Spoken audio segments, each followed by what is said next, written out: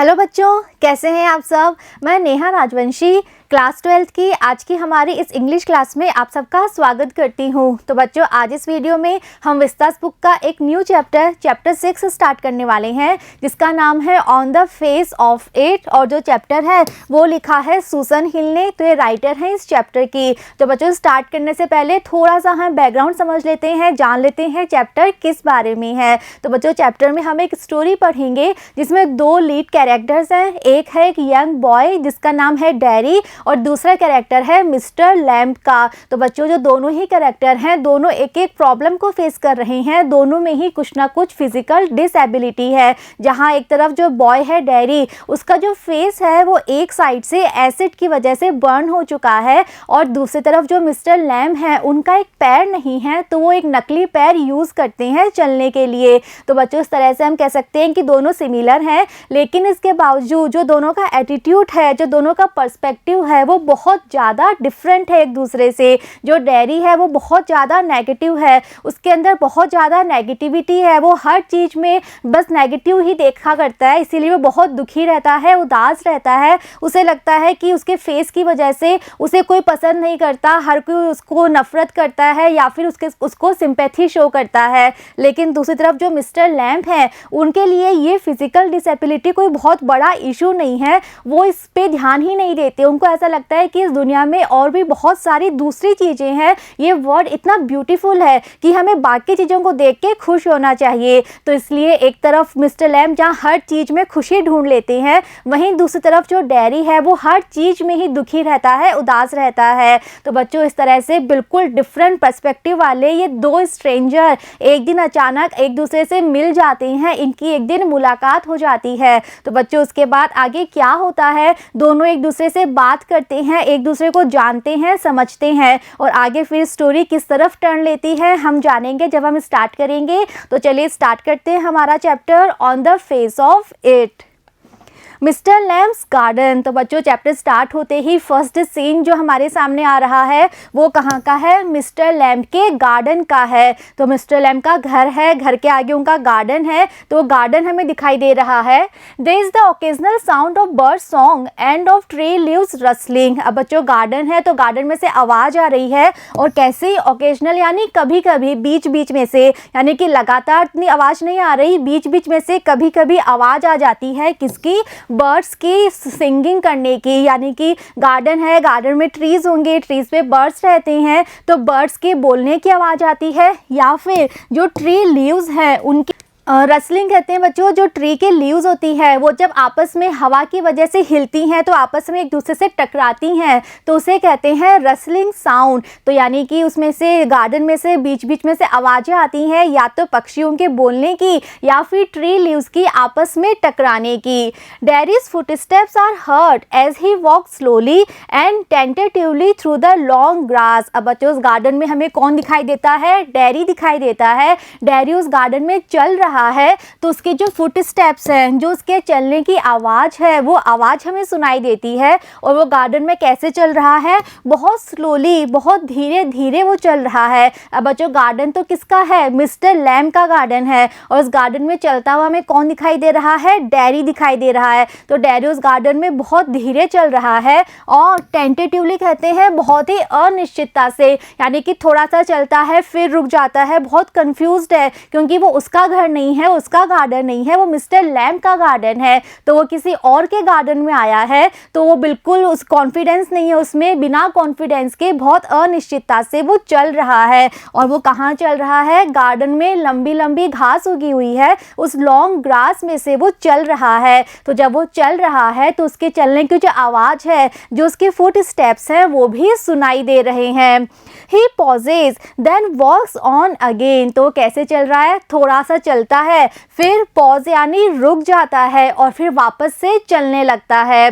He comes round a screen of bushes. अब बच्चों, चलते चलते वो कहाँ आ गया? उसके सामने स्क्रीन ऑफ बुशेस आ गई। स्क्रीन ऑफ बुशेस का क्या मतलब है? यानी कि उसके सामने बहुत सारी बुश आ गई, झाड़ियाँ आ गई, ऐसी झाड़ियाँ जो कि एक स्क्रीन की तरह हो गई, यानी कि झाड़ियों के आगे उसे कुछ दिखाई नहीं दे रहा था, उसके आगे सिर्फ झाड़ियाँ ही थी। So that when Mister Lamb speaks to him he is close close at hand and Derry is startled. तो डेयरी को सिर्फ झाड़ियाँ दिखाई दे रही थी, उसके आगे सिर्फ झाड़ियाँ थी, इसीलिए उसको झाड़ियों से आगे को दिखाई नहीं दे रहा था। और इसीलिए जब मिस्टर लैम्ब बोलते हैं तो ऐसा लगा कि वो बिल्कुल क्लोज एट हैंड यानी बिल्कुल पास ही में थे। और डेयरी मिस्टर लैम्ब को देख नहीं पाया, क्यों? क्योंकि वो झाड़ियों की दूसरी तरफ बैठे हुए थे और डेयरी उनको देख नहीं पा रहा था। इसीलिए जब मिस्टर लैम्ब बोले अचानक से तो डेयरी बहुत ज़्यादा स्टार्टर्ड हो जाता है, बिल्कुल चौंक जाता है। उसे लगा कि ये गार्डन खाली है, यहाँ कोई नहीं बैठा हुआ। लेकिन जैसे ही मिस्टर लैम्ब बोलते हैं तो चौंक जाता है, उसने एक्सपेक्ट नहीं किया था कि यहाँ उसके अलावा भी कोई और है। Mister lamb mind the apples. तो मिस्टर लैम्ब डेयरी को देख रहे थे कि डेयरी गार्डन में आ रहा है, चल रहा है, और चलते चलते वो वहाँ तक पहुँच चुका था जहाँ पे बहुत सारे एप्पल्स जो थे गार्डन में बिखरे हुए थे। तो मिस्टर लैम्ब क्या कहते हैं, माइंड द एप्पल्स, एप्पल्स का ध्यान रख के चलो।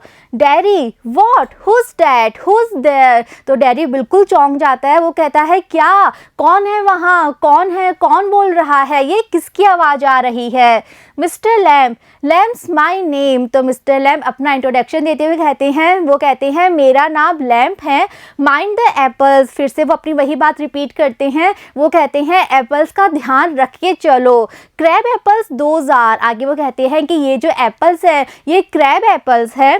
Wind falls in the long grass, और ये एप्पल नीचे लॉन्ग ग्रास में कैसे आ गए। विंड फॉल्स कहते हैं हवा से गिरना, यानी कि जब फ्रूट्स जो होते हैं वो पूरे राइप हो जाते हैं, पक जाते हैं, तो जब तेज हवा चलती है तो हवा से वो अपने आप ही नीचे गिरने लगते हैं। तो मिस्टर लैम्ब कह रहे हैं कि ये जो लंबी ग्रास है जहाँ तुम चल रहे हो, इस ग्रास में बीच बीच में एप्पल हैं जो कि हवा की वजह से गिर के यहाँ आ गए हैं, इसलिए तुम इनका ध्यान रखते हुए चलो। यू कुड ट्रिप, अगर तुमने ध्यान नहीं रखा तो तुम इनमें ट्रिप हो सकते हो, तुम इन एप्पल में उलझ कर गिर सकते हो। यानी कि लॉन्ग ग्रास की वजह से एप्पल दिखाई नहीं दे रहे थे। तो मिस्टर लैम्ब ने डेयरी को सावधान करते हुए कहा कि तुम ध्यान से चलो, क्योंकि नीचे बहुत सारे एप्पल्स गिरे हुए हैं, और अगर तुमने ध्यान नहीं दिया तो तुम एप्पल में तुम्हारा पैर उलझ सकता है और तुम गिर सकते हो। Dairy, I thought this was an empty place। तो डेयरी आगे कहता है कि अरे मैंने तो सोचा था कि ये खाली जगह है, इस गार्डन में और कोई भी नहीं है। I didn't know there was anybody here। तो कहता है मुझे नहीं पता था कि इस गार्डन में कोई और भी है। Mister lamb, dates all right. तो मिस्टर लैम्ब कहते हैं कोई बात नहीं, तुम यहाँ खाली समझ के आए थे, लेकिन मैं हूँ यहाँ पे तो कोई बात नहीं।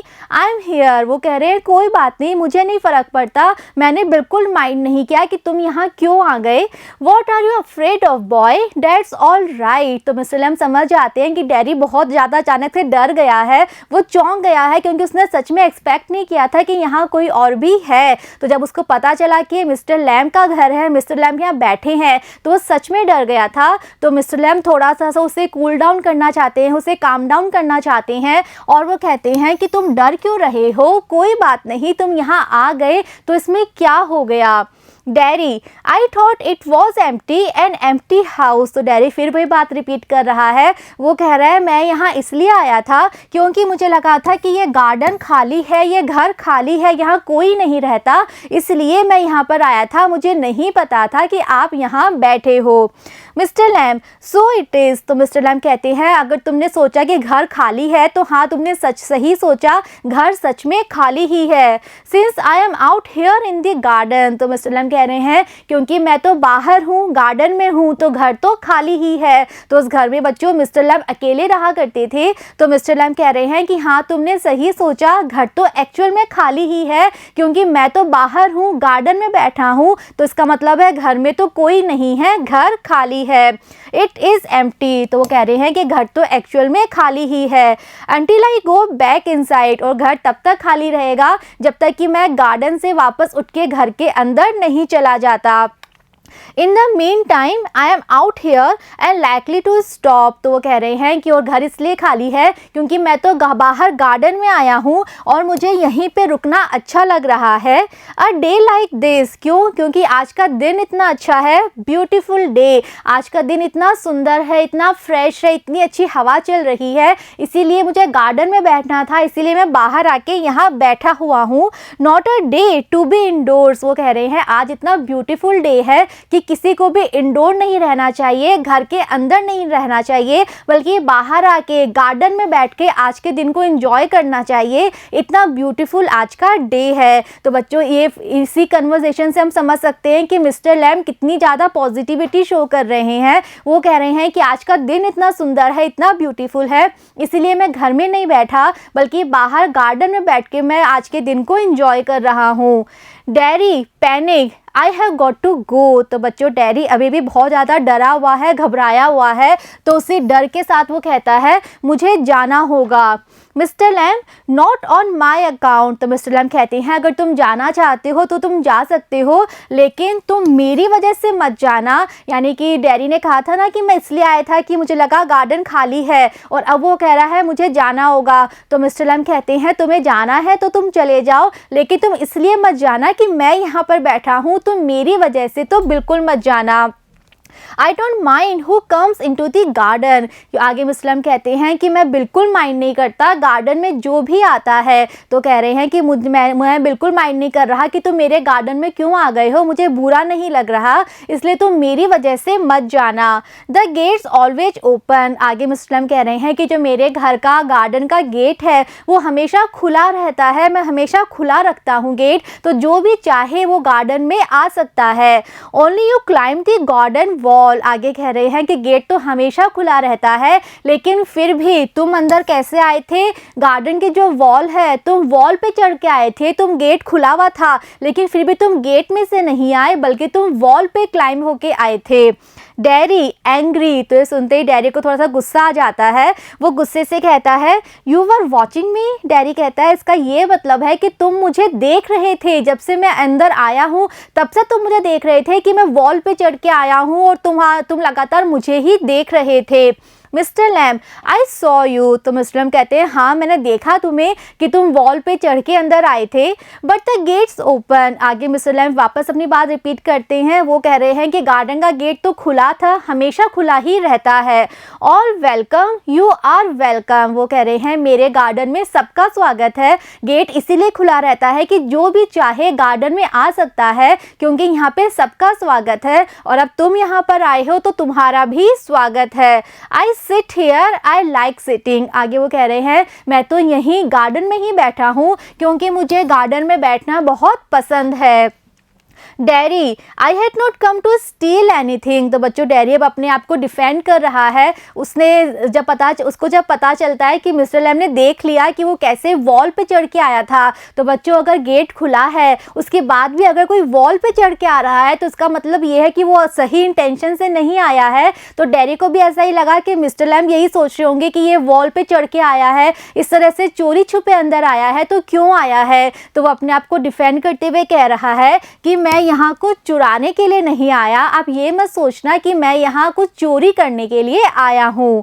Mister Lamb no no, the young lets steal scrum the apples, you are not so young. तो मिस्टर लैम कहते हैं नहीं नहीं, मैं ऐसा नहीं सोच रहा कि तुम चोरी के लिए यहाँ आए हो, क्योंकि जो यंग लेट्स होते हैं, लेट्स कहते हैं बॉयज़, तो वो कह रहे हैं जो यंग बॉयज़ होते हैं, जो छोटे बच्चे होते हैं, छोटे बॉयज़ होते हैं, केवल वही चोरी करते हैं। और वो क्या चुराते हैं, वो यहाँ गार्डन में क्या चुराने के लिए आते हैं, वो यहाँ पे जो एप्पल्स है वो स्क्रम करने के लिए, वो चुराने के लिए यहाँ आते हैं। लेकिन तुम इतने भी छोटे नहीं हो, तुम इतने छोटे बच्चे भी नहीं हो कि तुम एप्पल चुराने के लिए यहाँ पर आओगे। तो डैरी अपने आप को डिफेंड करते हुए कहता है कि मैं किसी चीज़ को चुराने के लिए यहाँ पर नहीं आया था। तो मिस्टर लैम कहते हैं हाँ मुझे पता है, जो छोटे बच्चे होते हैं, छोटे बॉयज़ होते हैं, वो चुराने के लिए आते हैं। और क्या चुराते हैं, वो गार्डन से एप्पल चुराते हैं। तो कहते हैं कि तुम इतने छोटे भी नहीं हो कि तुम एप्पल चुराने के लिए वॉल पे क्लाइंब करके अंदर आओगे। Darry I just wanted to come into the garden. तो डैरी कहता है मैं तो यहाँ सिर्फ इसलिए आया था क्योंकि ये गार्डन मुझे अच्छा लगा और इस गार्डन के अंदर मैं आना चाहता था। Mister Lamb, so you did, here we are then. तो मिस्टर लैम कहते हैं हाँ, तुम अंदर आना चाहते थे और तुमने वही किया, तुम अंदर आ गए और अब हम दोनों यहाँ पर हैं, अब हम दोनों इसी गार्डन में हैं। Daddy, you don't know who I am. तो डैडी कहता है आपको तो पता भी नहीं मैं कौन हूँ, यानी कि आप तो मेरे बारे में कुछ नहीं जानते, आपको नहीं पता मैं कौन हूँ। मिस्टर लैम, अ बॉय 13 और सो। तो मिस्टर लैम कहते हैं मुझे पता है तुम एक बॉय हो और तुम्हें देख के लगता है कि तुम्हारी एज 13 या इसी के आसपास होनी चाहिए। डैडी 14। तो डैडी करेक्ट करते हुए कहता है मेरी एज है 14। पॉज, इसके बाद तो थोड़ी सी देर के लिए रुक जाता है। But I have got to go now, good bye. तो डैडी फिर से वही बात कहता है, वो कहता है मुझे अब यहाँ से जाना होगा, goodbye. Mister Lamb, nothing to be afraid of, just a garden, just me. तो मिस्टर लैम कहते हैं तुम्हें क्यों जाना है, तुम गार्डन में आना चाहते थे, तुम गार्डन के अंदर आ गए, अब क्योंकि मैं यहाँ पे हूँ तुम्हें पता नहीं था, लेकिन अब तुम्हें पता चल गया तो तुम वापस जाना चाहते हो, ऐसा क्यों। तो मिस्टर लैम कहते हैं कि डरने की तो कोई बात नहीं है, ये तो सिर्फ एक गार्डन है और गार्डन में भी सिर्फ मैं हूँ यहाँ पे, तो तुम्हें क्यों जाना है, तुम क्यों डर रहे हो। Daddy, but I am not afraid. तो डैडी कहता है नहीं, मैं डर नहीं रहा। पॉज, वो थोड़ी देर रुक के कहता है people are afraid of me. वो कहता है मैं नहीं डर रहा, मुझे किसी चीज़ का डर नहीं है, बल्कि जो लोग हैं वो मुझसे डरते हैं। मैं नहीं डर रहा, बल्कि दूसरे लोग ही मुझसे डरते हैं। Mister Lamb, why should that be. तो मिस्टर लैम कह रहे हैं ऐसा क्यों है, लोग तुमसे क्यों डरते हैं, ऐसी क्या बात है जिसकी वजह से बाकी लोग तुमसे डरते हैं। Daddy, everyone is, it doesn't matter who they are और व्हाट दे से और how they look, how they pretend, I know I can see. तो डैडी कहता है कि हर कोई व्यक्ति मुझसे डरता है, जो भी मुझे देखता है उसके बाद वो मुझसे डरने लगता है, इससे बिल्कुल फ़र्क नहीं पड़ता कि वो कौन है, वो क्या कहते हैं या वो कैसे दिखते हैं या फिर वो कैसे प्रिटेंड करते हैं। यानी कि हो सकता है वो प्रिटेंड करें कि वो नहीं डर रहे, पर रियलिटी यही है कि हर कोई मुझसे डरता है, चाहे वो खुद कैसे भी हो, चाहे वो कुछ भी बोले, चाहे वो कैसा भी मेरे सामने शो करें, प्रिटेंड करें, लेकिन मैं जानता हूँ, आई नो, मैं जानता हूँ, एंड आई कैन सी, और मैं देख सकता हूँ कि जो भी मुझे देखता है हर कोई मुझसे डर जाता है। Mister Lamb, see what. तो मिस्टर लैम कह रहे हैं तुम क्या देख सकते हो। Daddy, what they think. तो डैडी कहता है मैं लोगों को देख के समझ जाता हूँ कि वो क्या सोच रहे हैं, मुझे देखने के बाद लोग जिस तरह से रिएक्ट करते हैं, उनके फेस पे जो एक्सप्रेशन आ जाते हैं, वो देख के मैं जान जाता हूँ कि उनके मन में क्या चल रहा है, मेरे बारे में वो क्या सोचते हैं। Mister Lamb, what do they think then. तो मिस्टर लैम कहते हैं अच्छा, अगर तुम्हें इतना ही पता चलता है तो तुम मुझे भी बताओ कि लोग तुम्हारे बारे में क्या सोचते हैं। Daddy, you think here is a boy, you look at me and then you see my face and you think that's bad। तो डैडी कहता है कि हर कोई ऐसे ही करता है और जब वो इस तरह से रिएक्शन अपना देते हैं तो मैं समझ जाता हूँ कि वो क्या सोच रहे हैं। तो डैडी एक्सप्लेन करते हुए अपनी बात आगे कहता है, वो कहता है कि जब भी लोग मुझे देखते हैं तो सबसे पहले वो क्या सोचते हैं कि देखो ये एक बॉय है, लेकिन जब उसके बाद वो मुझे मेरे फेस को देखते हैं तब वो क्या समझ जाते हैं, वो तब उनके मन में क्या चलता है, जैसे वो देखते हैं कि मेरा फेस एक साइड से पूरा बर्न हो चुका है तो उस बर्न फेस को देख के उनके मन में आता है दैट्स बैड, ये बहुत बुरा लग रहा है, that's a terrible thing. Daddy के अकॉर्डिंग लोग सोचते हैं कि ये बहुत ही टेरिबल, बहुत ही भयानक चीज़ है, that's the ugliest thing I ever saw. और डैडी को लगता है कि लोग ऐसा सोचते हैं कि ये उनकी लाइफ में देखी हुई सबसे अगली चीज़ है, सबसे बुरी चीज़ है जो उन्होंने अपनी लाइफ में अब तक देखी है। You think poor boy but I am not. Daddy कहता है कि लोगों को ऐसा लगता है कि मैं बहुत ही पुअर बॉय यानी बेचारा बच्चा हूँ, तो लोग मेरे बारे में ऐसा सोचते हैं कि कितना बेचारा लड़का है। तो डैडी आगे कहता है कि लेकिन मैं बिल्कुल भी बेचारा नहीं हूँ, नॉट पुअर। वो कहता है मैं बिल्कुल बेचारा नहीं हूँ। Underneath you are afraid. आगे डैडी कहता है कि तुम भी डरे हुए हो। अंडरनीथ यानी अंदर से, यानी हो सकता है तुम बाहर शो नहीं कर रहे हो, लेकिन अंदर ही अंदर अपने मन में तुम भी मुझसे डरे हुए हो। एनीबडी वुड बी, वो कह रहा है तुम क्या, कोई भी डर जाएगा, जो भी मुझे देखेगा हर कोई मुझसे डर जाएगा। आई एम, आगे डैडी कहता है कि यहाँ तक कि मैं भी डर जाता हूँ। When I look in the mirror, जब मैं अपने आप को मिरर में देखता हूँ तो मैं खुद भी डर जाता हूँ। And see it, I am afraid of मी, तो डैडी कहता है कि तुम क्या, हर कोई डर जाएगा, और यहाँ तक कि मैं खुद भी डर जाता हूँ। जब मैं मिरर में अपने आप को देखता हूँ तो मैं खुद भी डर जाता हूँ। Mister Lamb, no not the whole of you, not of you, तो मिस्टर लैम्ब कहते हैं नहीं, मैं नहीं डर रहा, तुम्हारी जो होल ऑफ यू का मतलब है तुम्हारी जो कंप्लीट पर्सनैलिटी है, उस पर्सनैलिटी से मैं नहीं डर रहा, तुमसे मैं नहीं डर रहा। डैडी यस, तो डैडी कह रहा है हाँ तुम डर रहे हो। पॉज, इसके बाद वो थोड़ा सा रुक जाता है। Mister Lamb, later on when it's a bit cooler I will get the ladder and a stick and pull down those crab apples, they are ripe for it, I make jelly, it's a good time of year September। तो बच्चों mister lamb तुरंत बात को बिल्कुल change कर देते हैं। Daddy जहां अपनी स्टोरी सुनाना चाहता है, उसको लगता है कि मिस्टर लैम्ब अपना इंटरेस्ट शो करेंगे, वो पूछेंगे कि तुम्हारा फेस कैसे जला था, क्या हुआ था, और तुम अपनी लाइफ में क्या क्या फेस करते हो, लेकिन मिस्टर लैम्ब उस बारे में बिल्कुल बात नहीं करते और वो अचानक से सब्जेक्ट जो है बिल्कुल चेंज करके कुछ और ही बोलने लगते हैं। तो मिस्टर लैम्ब क्या कह रहे हैं, वो कह रहे हैं कि बाद में जब थोड़ा सा मौसम ठंडा हो जाएगा, जब वेदर थोड़ा सा कूल हो जाएगा, तब मैं क्या करूँगा, मैं एक लैडर, एक सीढ़ी लूँगा और एक स्टिक, एक लकड़ी की डंडी लूँगा, और फिर क्या करूँगा, उन क्रैब एप्पल को जो कि ट्री पे लगे हुए हैं उन्हें मैं पुल डाउन करूँगा उस स्टिक की हेल्प से। मैं उन जो बिल्कुल अच्छे से पक गए हैं क्रैब एप्पल्स, उन्हें मैं नीचे तोड़ के उतार दूँगा। They are ripe for it, आगे वो कह रहे हैं कि अब ये एप्पल्स बहुत अच्छे से राइप हो गए हैं, बहुत अच्छे से पक गए हैं, और फिर इन एप्पल्स का मैं क्या करूँगा, इनसे मैं जेली बनाऊँगा। आगे वो कह रहे हैं कि अब बिल्कुल परफेक्ट टाइम है, जो सितंबर मंथ है ये बिल्कुल परफेक्ट टाइम है एप्पल्स को ट्री से उतारने का और उनसे जेली बनाने का। तो वो बिल्कुल बात को चेंज कर देते हैं, अपने गार्डन के बारे में वो बात करने लगते हैं। Look at them orange and golden, आगे वो कह रहे हैं कि तुम देखो एप्पल्स कितने अच्छे लग रहे हैं, कुछ ऑरेंज कलर के हैं, कुछ पे हल्का हल्का सा गोल्डन शेड भी दिखाई दे रहा है। दैट्स मैजिक फ्रूट, आगे वो कह रहे हैं कि जो क्रैब एप्पल्स है ये बहुत ही मैजिक फ्रूट है। बच्चों मैजिक फ्रूट का मतलब ये बहुत अच्छा फ्रूट है, बहुत टेस्टी भी होता है और हमारी हेल्थ के लिए भी बहुत अच्छा होता है।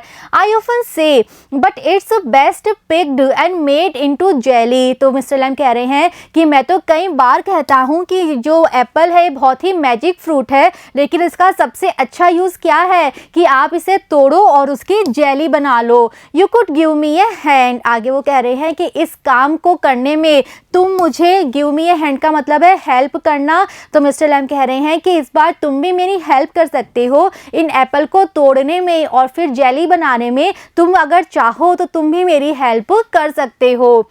Daddy what have you change the subject for, तो डैडी को अच्छा नहीं लग रहा कि मिस्टर लैम्ब ने उसकी बात में बिल्कुल इंटरेस्ट नहीं शो किया और अपनी बात पूरी तरह से चेंज करके कुछ और ही वो बोलने लग गए। तो डैडी कह रहा है कि आपने अपनी बात का सब्जेक्ट चेंज क्यों किया है।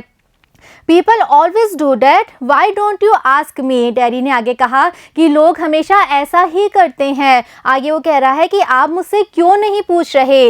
Y do you do that, why do you do what they all do and pretend it isn't true and isn't there, वो कह रहा है कि आप हमेशा वही कर रहे हैं जो कि बाकी लोग हमेशा करते हैं, आप भी वैसा ही कर रहे हैं। वो आप भी क्या कर रहे हैं, प्रिटेंड कर रहे हैं कि ऐसा एक्चुअल में है ही नहीं, यानी कि आप ऐसा शो कर रहे हैं कि मेरा फेस जला ही नहीं है, ऐसा कुछ है ही नहीं, आप इस तरह से प्रिटेंड कर रहे हैं। In case I see you looking and mind and get upset, वो कह रहा है कि मैं समझ गया हूँ कि जैसे ही आपने मुझे देखा तो आप भी अपसेट हो गए हो, आपको भी अच्छा नहीं लग रहा मेरा जला हुआ फेस देख के। I will tell you don't ask me because you are afraid to, तो डैडी अपनी वही बात कंटिन्यू कर रहा है। वो कह रहा है कि आप मेरे फेस के बारे में इसलिए बात नहीं करना चाहते क्योंकि बाकी सब लोगों की तरह आप भी मेरे फेस को देख के मुझसे डर गए हैं। Mister Lamb, you want me to ask, say so then. तो मिस्टर लैम्ब कह रहे हैं कि ऐसा कुछ नहीं है कि मैं डर गया हूँ या मेरे मन में कोई और बात है, लेकिन फिर भी अगर तुम चाहते हो कि मैं तुमसे पूछूं तुम्हारे फेस के बारे में, तो चलो बताओ क्या बात है, क्या हुआ था। Dairy, I don't like being with people, any people. तो डैरी कहता है कि मैं लोगों के साथ बिल्कुल पसंद नहीं करता, मैं लोगों की कंपनी बिल्कुल पसंद नहीं करता, मुझे बाकी लोगों के साथ बैठना बिल्कुल भी अच्छा नहीं है, चाहे वो कोई भी हो। तो मुझे किसी के भी साथ बैठना, किसी की भी कंपनी में जाना मुझे बिल्कुल भी पसंद नहीं है। Mister Lamb, I should say to look at it, I should say you got burn in a fire. तो मिस्टर लैम्ब कह रहे हैं कि जब मैं तुम्हें देखता हूँ, तुम्हारे फेस को, तो मुझे ऐसा लगता है, तो मुझे शायद ऐसा कहना चाहिए, तुम्हें देख के मेरे मन में जो विचार आ रहा है वो ये है कि तुमने अपना फेस एक फायर में जला लिया, एक फायर की वजह से तुम्हारा फेस जल के ऐसा हो गया है। Dairy, not in a fire, I got acid all down that side of my face and it burned it all away। तो डैरी कहता है नहीं, मेरा फेस फायर की वजह से नहीं जला, बल्कि उस साइड पे क्या हो गया था, एसिड गिर गया था और उस एसिड ने मेरे पूरे फेस को जला दिया। It ate my face up, it ate me up। इसने मेरे पूरे फेस को, एट का बच्चों यहाँ मतलब है स्पॉइल करना, तो उस एसिड ने मेरे पूरे फेस को स्पॉइल कर दिया और साथ ही साथ इसने मुझे भी स्पॉइल कर दिया, इसने मुझे भी बर्बाद कर दिया। And now it's like this and it won't ever be any different. आगे वो कह रहा है और उसके बाद से मेरा फेस ऐसा हो गया है और ये हमेशा ऐसा रहेगा, इसमें कभी भी कोई चेंज नहीं आएगा। ऐसा नहीं है कि टाइम के साथ साथ धीरे धीरे मेरा फेस पहले जैसा हो जाएगा, जो मेरा घाव है वो हील हो जाएगा, ऐसा कभी नहीं होगा। मेरा फेस जैसा आज है ऐसा ही हमेशा रहेगा, इसमें कभी भी चेंज नहीं आएगा। Mister Lamb, no. तो मिस्टर लैम्ब कह रहे हैं नहीं। Darry, aren't you interested. तो डैरी फिर कहता है कि क्या आपको बिल्कुल इंटरेस्ट नहीं है मेरे बारे में और जानने के लिए, मेरे फेस के बारे में, मेरी प्रॉब्लम के बारे में, क्या आपको कोई इंटरेस्ट नहीं है। Mister Lamb, you are a boy who came into the garden, plenty do, I am interested in anybody. तो मिस्टर लैम्ब अपनी बात कहते हुए कह रहे हैं कि तुम एक बॉय हो और तुम मेरे गार्डन में आए हो, और तुम ही नहीं, मेरे गार्डन में तो प्लेंटी यानी बहुत सारे लोग आते हैं, बहुत सारे बच्चे बड़े, क्योंकि गार्डन का गेट हमेशा खुला है, तो बहुत सारे लोग मेरे गार्डन में आ जाते हैं और जो भी अंदर आता है मैं हर किसी में इंटरेस्ट लेता हूँ, हर किसी से मैं बातें करता हूँ, हर किसी की लाइफ में मैं इंटरेस्ट लेता हूँ। एनीथिंग। तो वो कह रहे हैं कि मेरा इंटरेस्ट तो हर एक चीज़ में है, हर चीज़ मुझे इंटरेस्टिंग लगती है। There is nothing God made that doesn't interest me. आगे वो कह रहे हैं कि ऐसी कोई चीज़ है ही नहीं जिसे गॉड ने बनाया है और जिसमें मेरा इंटरेस्ट ना हो, ऐसा कुछ भी नहीं है। तो गॉड की बनाई हुई, गॉड की क्रिएट की हुई हर एक चीज़ मुझे इंटरेस्टिंग लगती है, चाहे वो कुछ भी हो, किसी के भी बारे में हो, हर चीज़ में मैं इंटरेस्ट लेता हूँ। Look over there, over beside the far wall, what can you see. तो आगे फिर से वो डैडी से बात करते हुए कहते हैं कि वहाँ देखो, वहाँ दूर जो वॉल है उसके पार तुम देखो, तुम्हें क्या दिखाई दे रहा है। तो बच्चों इतनी बात से ही मिस्टर लैम्ब जान जाते हैं कि डैडी कितनी ज़्यादा नेगेटिविटी को फेस कर रहा है और मिस्टर लैम्ब जो है वो उसके अंदर चेंजेस लाना चाहते हैं, तो वो उसी डायरेक्शन में अपनी बातों को बार बार टर्न कर रहे हैं। तो मिस्टर लैम्ब अब कह रहे हैं डैडी से कि वहाँ देखो दूर जो वॉल है उसके पार तुम्हें क्या दिखाई देता है। रबिश, रबिश का मतलब होता है बच्चों कचरा। तो डैडी कहता है कि मुझे तो वहाँ वॉल के पार कचरा दिखाई दे रहा है। Mister Lamb, rubbish, look boy look, what do you see. तो मिस्टर लैम्ब कहते हैं रबिश, तुम्हें वहाँ कचरा दिखाई दे रहा है, बॉय ध्यान से देखो, अब बताओ तुम्हें क्या दिखाई दे रहा है। Daddy, just grass and stuff weeds. तो डैडी फिर से ध्यान से देखता है और कहता है कि अच्छा वहाँ पे कुछ ग्रास है, कुछ स्टफ, कोई दूसरी बाकी तरह का सामान है और वहाँ पे कुछ वीड्स हैं। वीड्स कहते हैं बच्चों जंगली पौधे। तो वो कहते फिर वापस ध्यान से देखता है और कहता है कि अच्छा वहाँ पे कुछ ग्रास भी है, कुछ वीड्स भी है और कुछ बाकी दूसरा स्टफ भी है। मिस्टर लैम, सम कॉल देम वीड्स। तो मिस्टर लैम कहते हैं कि हाँ, कुछ लोग उन पौधों को वीड्स कहते हैं, उन पौधों को कुछ लोग जंगली पौधे कहते हैं। If you like then a weed garden that. आगे वो कह रहा है मिस्टर लैम कि अगर तुम चाहो तो तुम कह सकते हो कि वो जो पार्ट है मेरे गार्डन का वो वीट गार्डन है, क्योंकि वहाँ पे चारों तरफ सिर्फ जंगली पौधे ही उगे हुए हैं।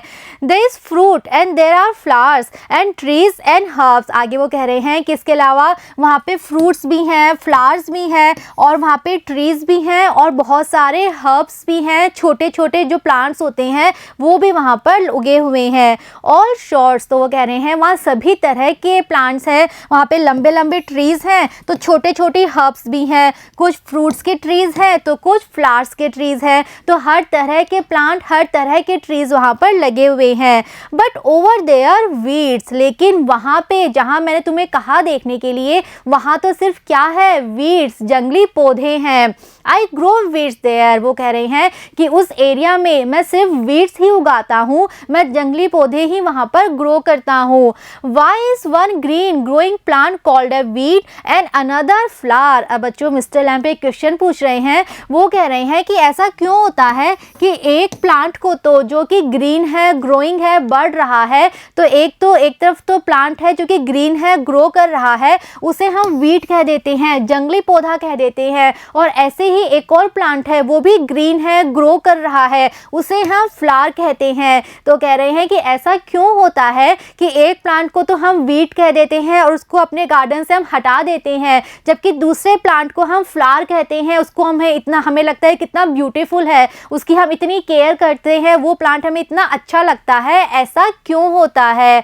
Where is the difference? It's all life growing. वो कह रहे हैं कि कहाँ डिफरेंस है, वीड भी एक प्लांट है, फ्लावर भी एक प्लांट है, वीड भी ग्रीन होता है, फ्लावर भी ग्रीन होता है, वीड भी ग्रो करता है और फ्लावर भी ग्रो करता है। तो ऐसा क्यों होता है कि एक प्लांट को तो हम वीड कह के हटा देते हैं और दूसरे प्लांट को हम फ्लावर कह के उसकी इतनी ज़्यादा हम केयर करते हैं? ऐसा क्यों होता है? दोनों में जब कोई डिफरेंस ही नहीं है तो ऐसा क्यों होता है? आगे वो कह रहे हैं कि दोनों ही प्लांट क्या शो करते हैं, लाइफ को शो करते हैं, और लाइफ का मतलब ही क्या है, ग्रो करना, लगातार डेवलप करना, लगातार ग्रो करना। तो दोनों ही ग्रो कर रहे हैं, दोनों ही लाइफ को रिप्रेजेंट करते हैं, तो ये डिफरेंस क्यों होता है? Same as you and me. आगे वो कह रहे हैं कि बिल्कुल उसी तरह जैसे कि तुम और मैं हैं। Daddy, we are not the same. तो डैडी कहता है नहीं, आपने कैसे समझ लिया कि हम दोनों सेम हैं? हम दोनों तो बिल्कुल भी सेम नहीं हैं। Mister Lamb, I am old, you are young. तो मिस्टर लैम एक्सप्लेन करते हुए कह रहे हैं कि हाँ, मैं ओल्ड हूँ, मेरी एज ज़्यादा है और तुम मुझसे छोटे हो, तुम अभी यंग हो। You have got a burn face, I have got a tin leg. वो कह रहे हैं कि तुम्हारा फेस बर्न हो गया है और मेरा एक पैर टूट चुका है और मैं टिन लेग का यूज़ करता हूँ, मैं नकली पैर का यूज़ करता हूँ। Not important. वो कह रहे हैं कि इन बातों का कोई मतलब नहीं है, बिल्कुल इम्पोर्टेंस नहीं है इन बातों की। You are standing there, I am sitting here. तुम मेरे सामने वहाँ खड़े हो और मैं तुम्हारे सामने यहाँ पर बैठा हूँ। Where is the difference? वो कह रहे हैं कहाँ है डिफरेंस? हम दोनों ही क्या है, लाइफ को शो कर रहे हैं, हम दोनों ही लिविंग ह्यूमन बींग्स हैं और हम दोनों ही लगातार ग्रो कर रहे हैं, तो कहाँ डिफरेंस है? हम दोनों तो बिल्कुल ही सेम है। तो बच्चों, इस तरह से मिस्टर लैम और डैरी आपस में मिलते हैं और मिस्टर लैम समझ जाते हैं डैरी की बातों से, उसका एटीट्यूड वो समझ आते हैं कि उसके अंदर कितनी ज़्यादा नेगेटिविटी है हर चीज़ को लेके, और मिस्टर लैम्प उसके अंदर थोड़ी सी पॉजिटिविटी लाने की कोशिश कर रहे हैं। तो बच्चों, आगे चैप्टर में क्या होगा हम जानेंगे जब हम स्टोरी कंटिन्यू करेंगे। See you in the next video. Thank you.